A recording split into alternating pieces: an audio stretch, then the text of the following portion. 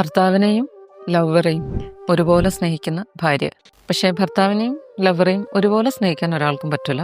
ഒരാളെ സ്നേഹിക്കുക, ഒരാളെ സഹിക്കുക, ഇതായിരിക്കും ഉണ്ടാവുക. അപ്പോൾ അത് ഓരോ സാഹചര്യങ്ങളാണ് മനുഷ്യൻ്റെ. ചില സമയത്തൊക്കെ ഒരു എക്സ്ട്രാ ഒരു റിലേഷൻ ഉണ്ടായാൽ മാത്രമേ മുന്നോട്ട് പോകാൻ പറ്റുള്ളൂ എന്നുള്ള ചില കണ്ടീഷൻ ഉണ്ടാകും. ചില കേസിൽ ശരിക്കും ക്ലിയർ കേസ് ഓഫ് ഹണ്ടിങ് എന്ന് പറയും. അതായത് ഒരാൾ ഇങ്ങനെ വന്നിട്ട് പെടുത്തുന്ന കേസൊക്കെ ഉണ്ടാകും. മാരീഡ് ലൈഫിൽ ഹാപ്പി അല്ല എന്ന് കാണുമ്പോൾ അവരെ യൂട്ടിലൈസ് ചെയ്യാൻ ഇറങ്ങുന്ന ആൾക്കാരൊക്കെ ഉണ്ടാകും. അങ്ങനത്തെ ഒരു കേസിലൊക്കെ പെട്ട് കഴിഞ്ഞാൽ അതിൽ നിന്ന് ഇറങ്ങിപ്പോരുക ഭയങ്കര ബുദ്ധിമുട്ടാണ്.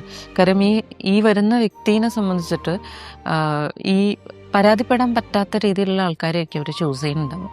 അപ്പോൾ ഇവർ നിൽക്കുന്ന അവസ്ഥ എന്താണോ ആ അവസ്ഥ മനസ്സിലാക്കിയിട്ട് വളരെ വിവേകപൂർവ്വം മുന്നോട്ട് പോവുക എന്നുള്ളത് മാത്രമേ പറയാൻ പറ്റുള്ളൂ. അപ്പോൾ സ്ത്രീകൾ ശരിക്കും മനസ്സിലാക്കേണ്ടത് നമ്മളെ അടുത്ത് സ്നേഹം നടിച്ചിട്ട് വരുന്ന ആൾക്കാരെല്ലാം തന്നെ ആത്മാർത്ഥമായിട്ട് നമ്മളെ സപ്പോർട്ട് ചെയ്യാൻ വേണ്ടി വരുന്ന ആൾക്കാരല്ല, മുതലെടുക്കാൻ വരുന്ന ആൾക്കാരുണ്ടാകും. അങ്ങനെയുള്ളതിലൊക്കെ പെട്ട് കഴിഞ്ഞാൽ ഉടനെ തന്നെ നമ്മളത് മനസ്സിലായി എന്ന് കണ്ടാൽ ഇത് ജീവിതത്തിൻ്റെ അവസാനമല്ല എന്ന് മനസ്സിലാക്കിക്കൊണ്ട് അതിനകത്ത് നമ്മൾക്ക് എന്താണ് വേണ്ടതെന്നുള്ളത് ചൂസ് ചെയ്യുക. അല്ലാതെ നമ്മളിത് എത്രയും കാലം മുന്നോട്ട് കൊണ്ടുപോകുന്നു അത്രയും കാലം അത് ഭയങ്കരമായ ബുദ്ധിമുട്ടുകളും പ്രശ്നങ്ങളും ജീവിതത്തിൽ ഉണ്ടാക്കും എന്നുള്ളതാണ്.